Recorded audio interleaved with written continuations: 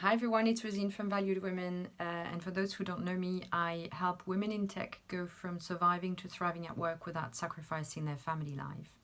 And today I wanted to talk to you about external influences on your mood or on your well-being or your happiness.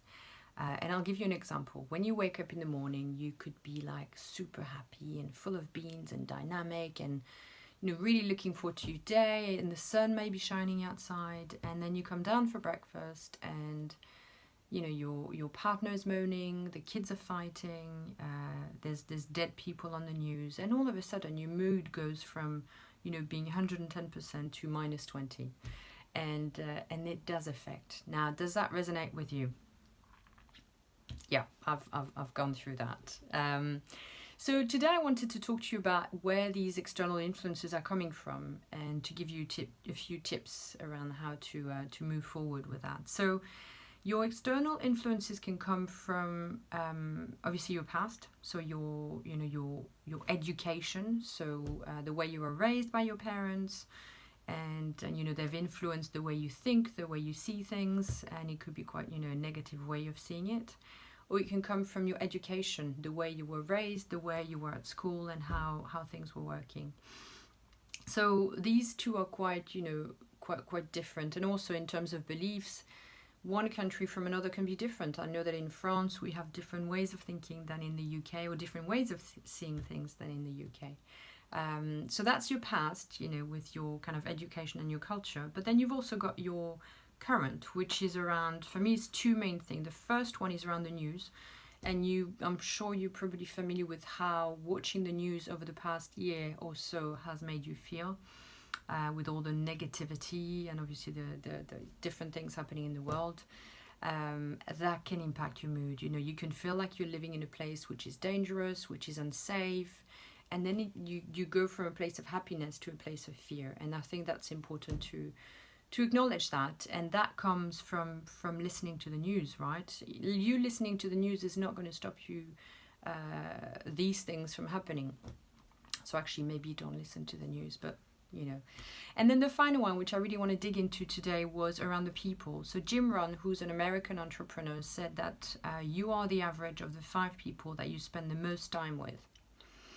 And that's an interesting one. So, and my wish for you is to be happy and to, prioritize yourself first. So today I want to challenge you to do a little bit of a cleanup in terms of the people that you hang out with, and also protect yourself. And for that, I've got a 3-step process. I love my 3-step process. The first one is really to look at the people that you hang out the most with, your work colleagues. And hanging out obviously doesn't mean just seeing them. It could be being on the phone, it could be via Zoom, which we were doing a lot of now, and really looking at that. So the first question is, do they make you happy? And by that I mean, do they love you? Do they challenge you? Do they support you when you're feeling down? Are they your best advocate? Are they your best champion? And do you enjoy spending time with them? Or do they bring you down? Are they jealous of your success or whatever you're doing, you're accomplishing? Are they complaining all the time? Are they being negative? Do they stop you from changing? If you want to do something different, they're like, oh, why would you want to do something different? They're stopping your mind from growing in a way. And so the first thing is, if they make you happy, then spend more time with them. Just invest the time and energy in being with them, because they nourish you. They nourish your energy. If it's a no, I would say distance yourself from them. Okay, so if you can, have the conversation. If you can't distance yourself from them, so it could be your in-laws, it could be the people that you work with, and sometimes it's not just easy to kind of be separating yourself from some people because you've got obligations. However, obligations don't mean that you have to spend a lot of time with them. You can limit these interactions.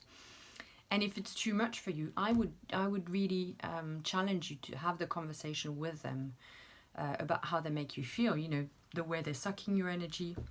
And it could be a difficult conversation. So if you need to prep for that conversation, I'm here. That's what I do. You can email me at rosine@valuedwomen.co.uk. But don't let that kind of, fear stop you from doing it, because you're your most important asset. So protect yourself from these people that are sucking up your energy. So I hope that was useful. Have fun clearing up your circle. I know it sounds mean, but actually, you know, you're your first priority. So have fun doing that. Let me know how you get on. I look forward to hearing from you. Bye.